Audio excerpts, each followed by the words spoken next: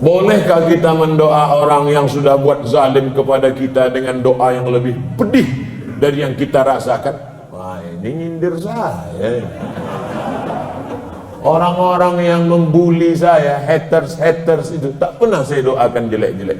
Selalu saya doakan, ya Allah, kalau mereka orang Islam, berikan mereka istiqamah. Kalau mereka belum Islam, beri mereka hidayah. Allahumma hdi qaumi fa innahum la ya'lamun. Nabi Muhammad SAW dilempar keningnya, pecah pelipisnya, berdarah, patah giginya, basah terompah kayu sendal selopnya dengan darah di Taif, dilempar dengan batu. Apa balasan dia?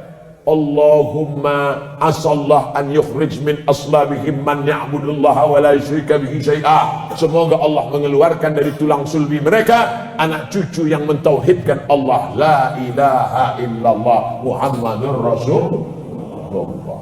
Jadi jangan dibalas dengan ya Allah, kalau bisa cepat dia mati, kalau bisa jangan langsung mati, kalau bisa buat dia stroke agak 6 bulan. Jangan ajari Allah, ya Allah sakit kali kurasa, kalau bisa balaslah gini cara balasnya Allah. Apa pula kita menggurui Allah? Serahkan sama Allah. Ya Allah, ini hamba engkau ya Allah, kuasamu untuk membalasnya, kuserahkan dia kepada engkau ya Allah. Allah berikan balasan yang tak terlintas dalam pikiran kita. Benarkan roh akan pulang ke rumah setiap malam Jumat? Macam orang balik dari kantor aja.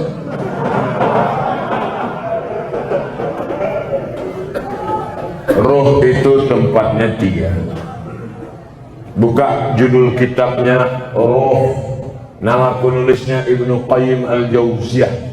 Yang pertama, letak roh orang baik-baik tempatnya Illiyin. Roh orang yang jahat-jahat tempatnya Sijjin.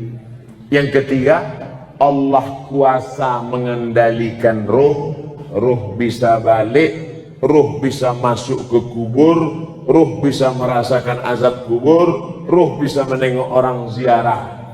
Tapi kita tak tahu kapan dia baliknya, harinya, segala macam. Kalau ada yang mengatakan roh balik hari Jumat, bukan hadis Nabi, tapi pendapat ulama, ijtihad ulama. Tapi pendapat yang kuat bahwa ruh itu 3. Pertama, ditempatkan di Illiyin. Yang kedua, yang jahat-jahat di Sijjin. Yang ketiga, ada saatnya Allah Maha Kuasa menempatkan dia di mana. Seandainya nanti tiba-tiba waktu Abdul Somad meninggal, ada jamaah masjid Al-Muslimin kerasukan, dipanggillah Ustadz Musdar Ruqyah. Allahu la ilaha qayyum la ta'khudhuhu sinatun wa la nawm. Aku Abdus Somad. Betul kau nih, kata Ustadz Musdar. Kita sama-sama di Mesir dulu. Betul, jangan tanya lagi. Kalau memang betul pernah ceramah dulu di Masjid Al-Muslimin. Pernah. Hari apa itu? Hari Senin malam Selasa tanggal 26 malam 27. Iya, maka itu bukan roh Abdul Somad, tapi jin qarin. Karena setiap kita yang lahir ini ada jin pendamping yang ikut waktu kita lahir. Jin saya ikut nih, maka ketika saya mati dia tak mati, dia hidup. Dia tahu kemana jadwal-jadwal saya, bisa ditirunya suara saya. Kalau memang betul kau Ustaz Somad, coba ceramah. Assalamualaikum. Dia bukan, itu bukan roh, karena roh tak bisa dipanggil. Kalau bisalah roh dipanggil, maka bisalah dipanggil ruh Nabi Muhammad SAW untuk ditanya mana hadis sahih, mana hadis dhaif, mana hadis palsu. Oleh sebab itu maka jangan mudah dengan nanti datang penipu-penipu yang mengaku bisa memanggil roh si fulan ke Langkung. Langkung ke Langsik, datang tak diuntang, balik tak dijemput, keranjang arang. Yang ketawa berarti udah tua. Anak-anak sekarang mana dia tahu? Dulu zaman-zaman podcast, Tahu juga Ustaz. Enggak, saya tak pernah manggil. Kalau suami menyuruh menandatangani surat, isinya kita tak lagi suami istri, tapi dibuat surat itu yang tahu hanya mereka berdua saja. Apakah itu sah Pak Ustaz? Sah. Sah jatuh talak. Talak apa namanya? Talak pakai tulisan. Tapi katanya mesti pakai saksi Pak Ustaz. Enggak, menjatuhkan talak tak mesti pakai saksi. Ini termasuk talak yang jatuh pakai tulisan. Kita tidak lagi suami istri, termasuk talak sorry, jatuh talak satu. Bagaimana talak bisa jatuh? Dua. Yang pertama, sorry, kucerai engkau talak satu, atau ditulisnya. Yang kedua, pakai kiasan, pulanglah engkau ke rumah orang tua. Ibu-ibu, istri-istri, kalau ada suamimu berkata, pulanglah engkau ke rumah orang tuamu, jangan pulang, tanya dulu, apa maksud kau bro? Karena tolak kinayah yang kiasan itu mesti dilihat niatnya. Kalau niatnya niat tolak, maka jatuh tak tolak. Tapi kalau tak ada niat tolak, enggak. Pulanglah kau. Muak kali aku nengok, pergi kau balik. Abang, apa niat? Enggak ada nyuruh balik. Baliklah. Makanya perempuan itu mesti ngerti. Perempuan jangan mau dibodoh-bodohi. Pulang sana, pergi pulang. Maksud abang pulang apa ini? Nah, enggak, maksudnya pulang liburan aja. Baliklah. Tak ada tuh salah. Bagaimana cara mengatasi iman saya naik turun Pak Ustaz? Emang teh naik turun? Teh celup. Al-imanu yazid, iman bertambah, wa yanqus, berkurang. Yazidu bitta'ah, iman bertambah dengan ketaatan, wa yanqusu bil maksiyah, iman berkurang dengan perbuatan maksiat.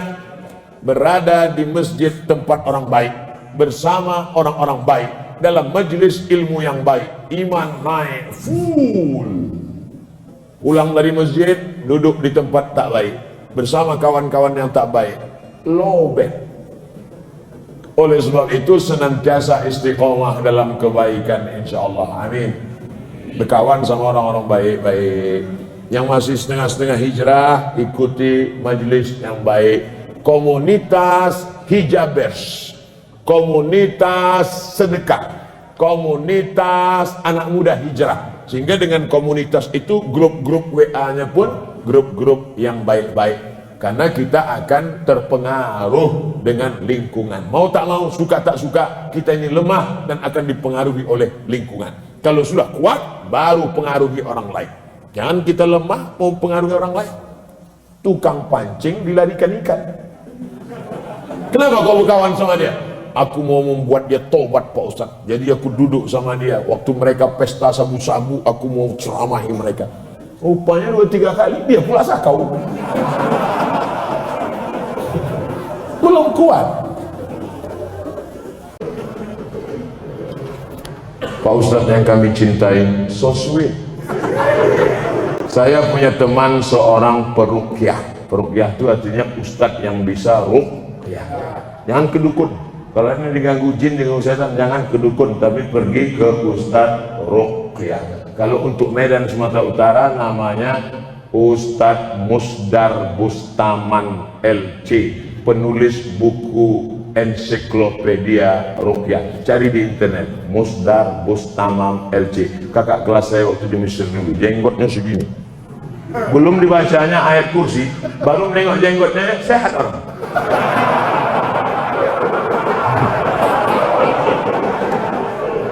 Tak percaya, coba jumpain. Tapi saya menengok dia jarang sholat, berarti dukun. Apalagi sholat berjamaah. Apakah setiap bacaan yang dibacanya mendapat keberkahan Pak Ustadz? Maka casingnya ruqyah, tapi isinya berkawan dengan jin.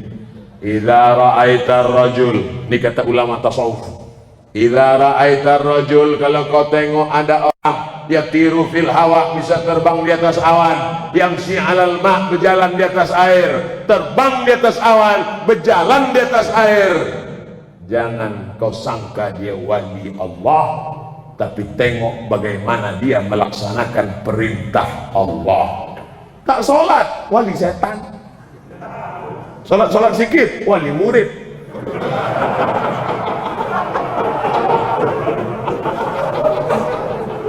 Jangan terpukau karena aneh-anehnya bisa dihilangkannya Pak Ustaz. Hebat dia Pak Ustaz. Datang kami ke tempat dia waktu STNK BPKB, kami hilang. Di mana hilangnya? Di kamar. Dipukulnya sekali lantai, ketoprak, muncul. Siapa yang bawa? Jin. Dia berkawan dengan jin. Oleh sebab itu maka tengoklah istiqomahnya dalam ibadah. Itu standar dalam Islam. Ustaz, saya ingin tanya, apa hukumnya jika seorang sudah bercerai masih berdua-duaan dalam kamar?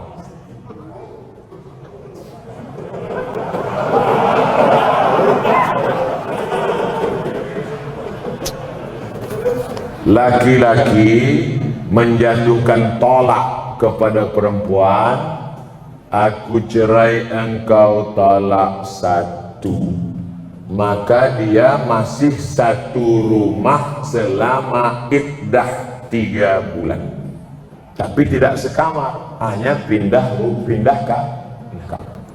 Ku talak engkau talak satu, kau pergi kamar sana, aku kamar sini. Pas malam tuh hujan,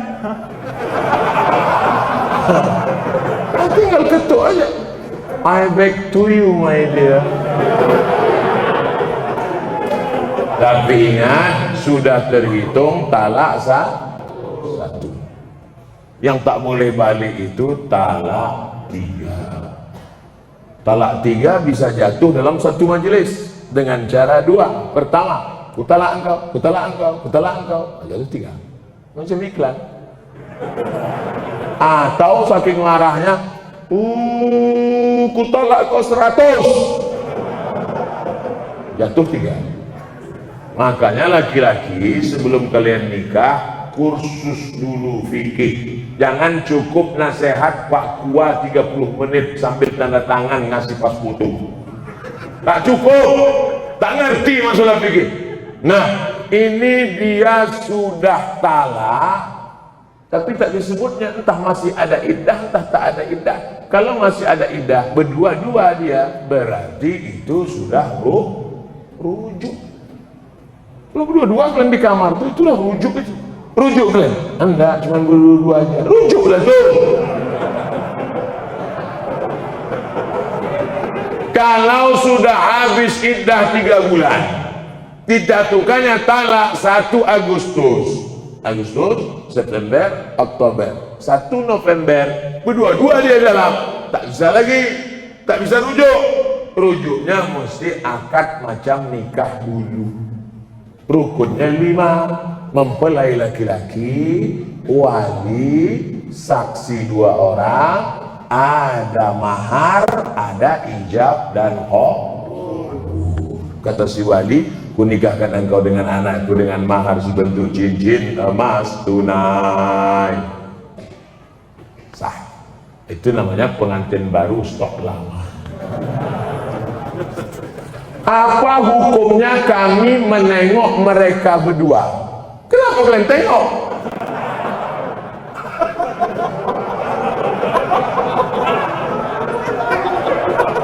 Man ra'a minkum mungkaran, siapa di antara kalian menengok kemungkaran, falyughayyirhu biyadihi, robah dengan tangan. Kenapa kalian? Ini kalian udah rujuk apa tidak? Pakai tangan. Macam-macam tempeleng mati kan. Fa illam yastati, kalau tak sanggup dengan tangan, fa bilisani, dengan lidah. Kalian kenapa berdua-dua ini? Ada iddah atau rujuk atau cuma anak kalian nih? Kami dah rujuk Pak. Kenapa tak ngasih tahu? Segan kami Pak. Tak sanggup dengan lidah, fa biqalbi.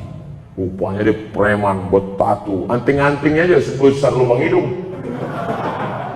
Tak berani dengan tangan, tak berani dengan lidah. Diam aja lah. macam orang tahu.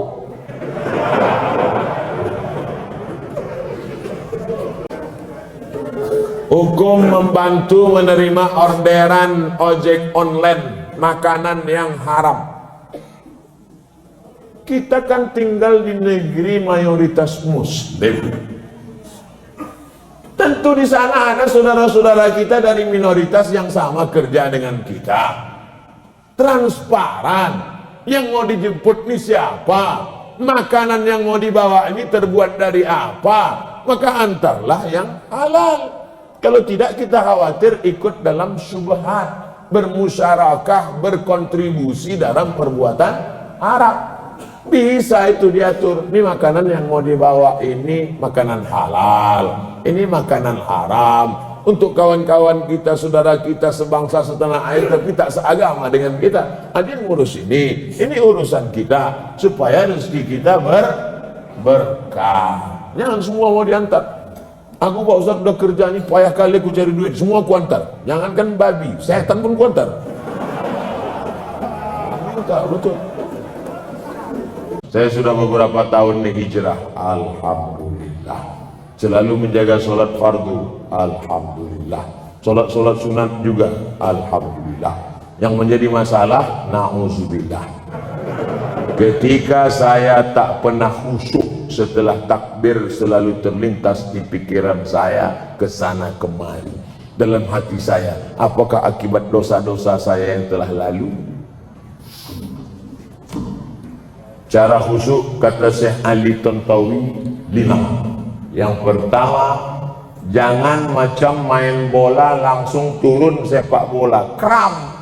Jadi gimana? Lari-lari dulu, pemanasan. Sama macam naik motor, tak mungkin langsung panaskan dulu mesinnya. Tak juga panas, hidupkan mancis. Artinya apa?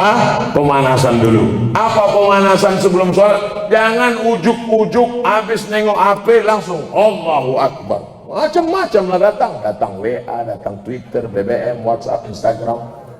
Pemanasan dulu. Pemanasannya apa? Ketika berwudu, hati khusyuk.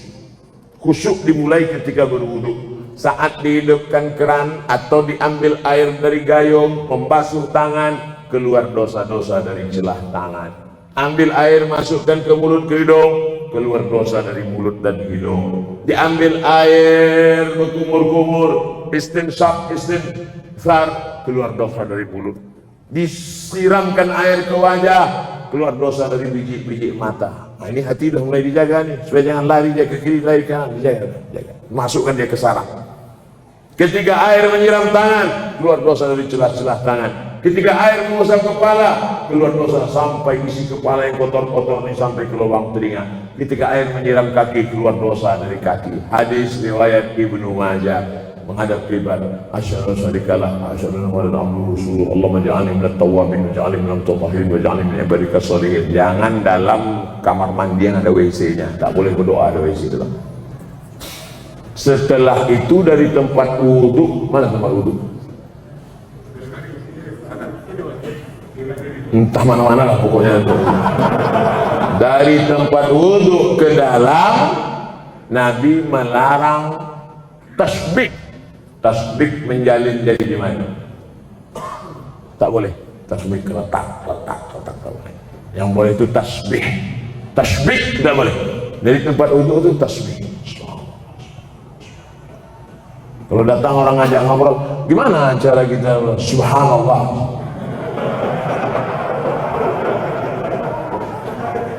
Supaya hatinya jangan kemana-mana. Ini hati nanti liar nih, mau pergi kemana-mana.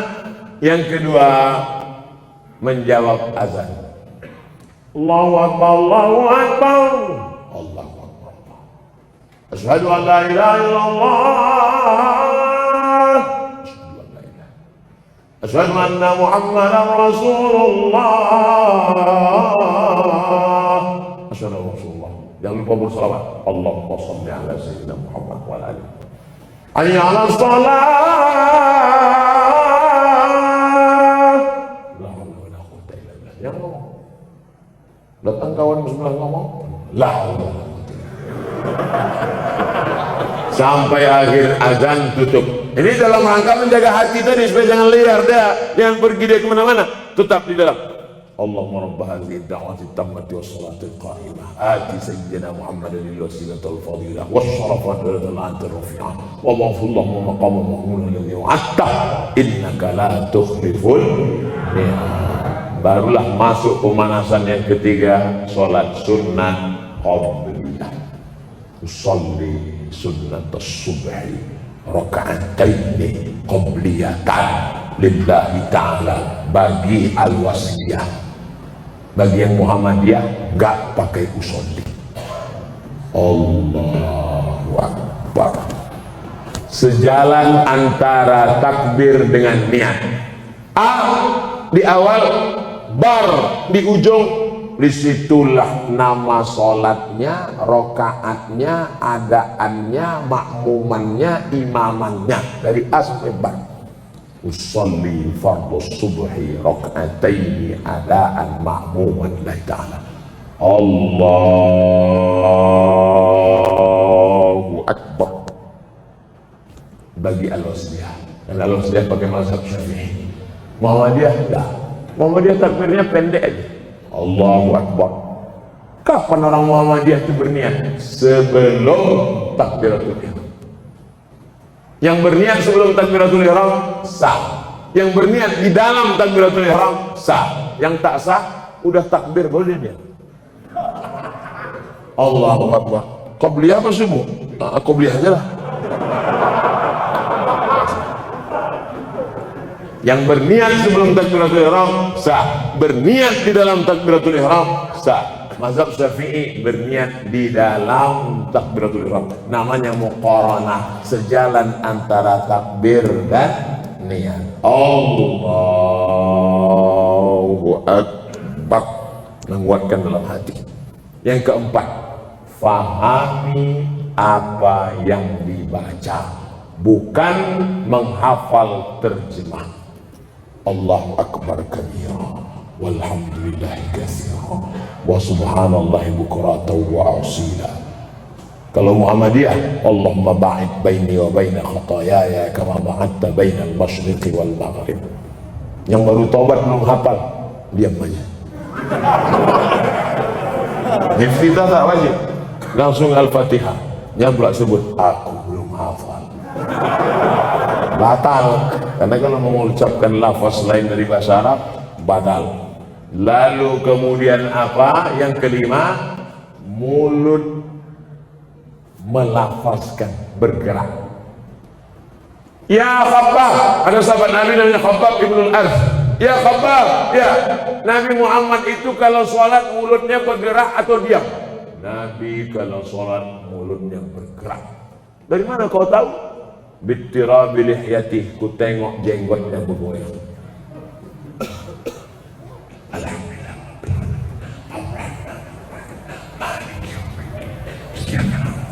Ini ada orang sekarang sholat diam aja mulutnya.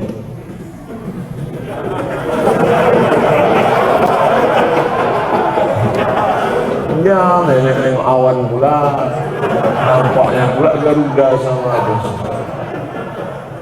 Ya lampu mak cantik juga lampu. Mata tetap di tempat sujud. Sholat ini sama macam orang naik motor.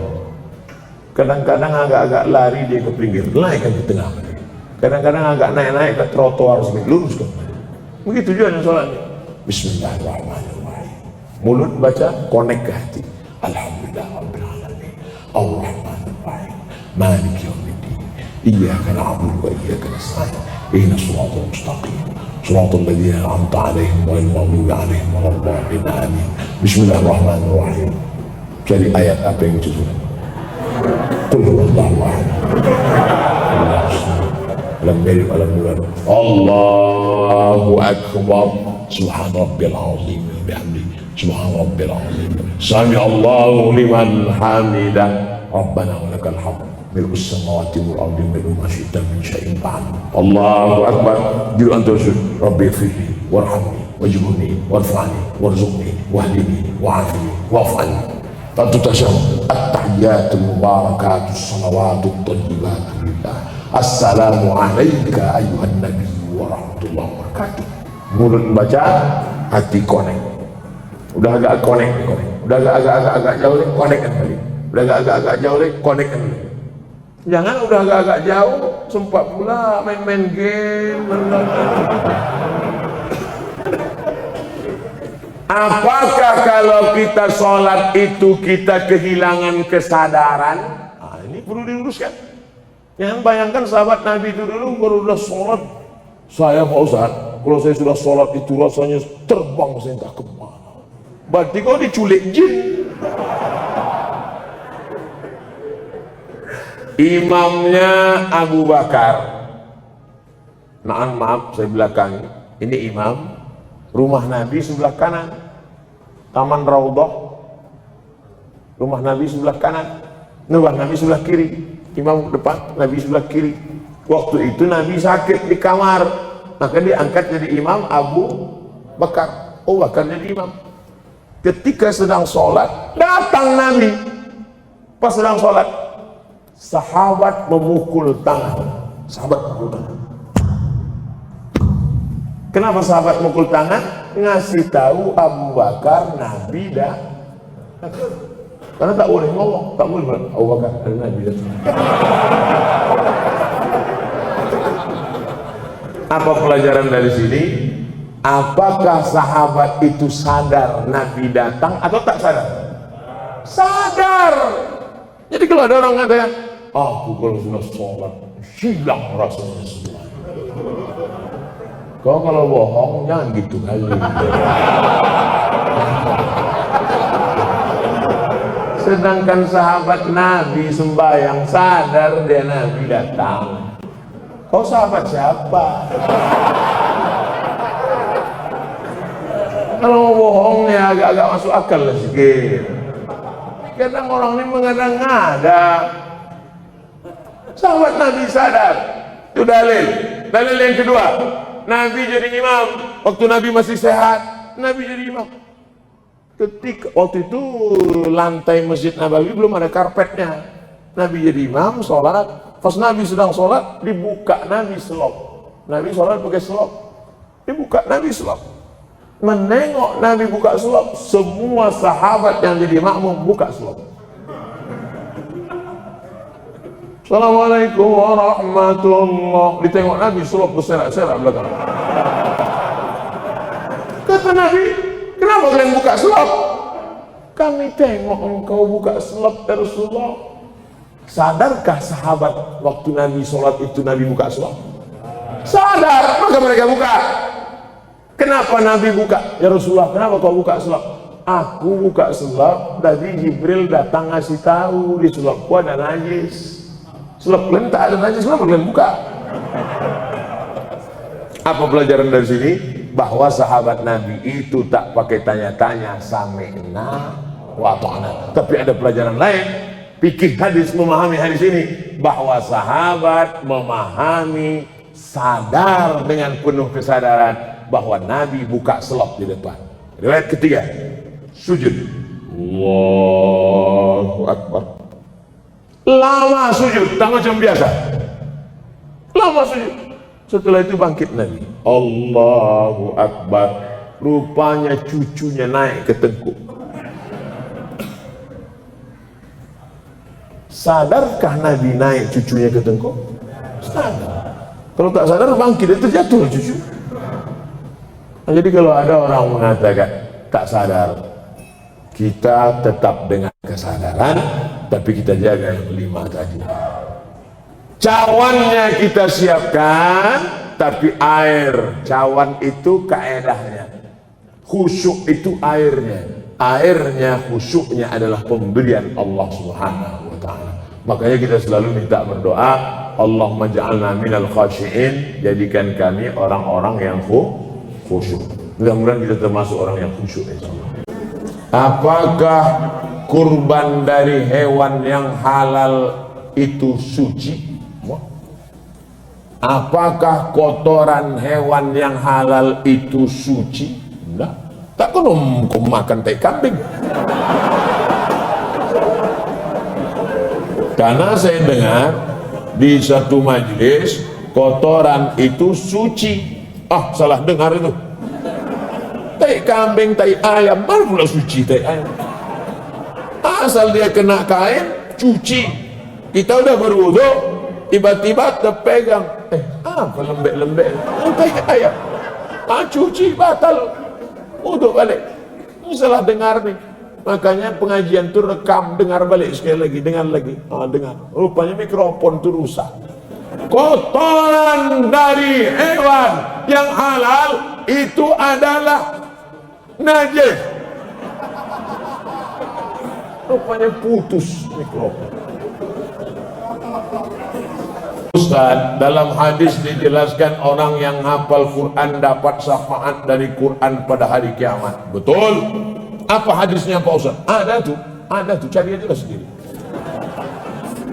Iqra'ul Quran, bacalah Al-Quran. Fa innahu ya'ti yaumal qiyamah. Quran itu nanti datang pada hari kiamat. Quran akan datang pada hari syafi'an li ashabi. Quran memberikan syafaat pada orang yang menghafal Quran, membaca Quran. Anak-anakku yang hafal Quran, datang Quran memberi syafaat. Anak-anak yang hafal Quran, dia pula bisa memberikan syafaat pada orang tuanya. Diletakkannya di atas kepala emaknya, kepala ayahnya, tajud minan nur, ada mahkota dari cahaya. Mudah-mudahan bapak-bapak, ibu-ibu termasuk yang dapat mahkota dari cahaya. Jadi tentang Quran akan datang memberikan syafaat, tidak ada ikhtilaf, baik yang menghafal maupun yang membaca. Apakah kalau orang hafal baca Quran berbuat dosa tetap mendapatkan syafaat hari kiamat? Dia paling ngeri azabnya. Atamuruna nasa bil birri, kau suruh orang buat baik, wa antum tatslunal kitab, sedangkan kau rajin baca Quran. Maka orang yang tahu azabnya lebih hebat daripada yang tak tahu.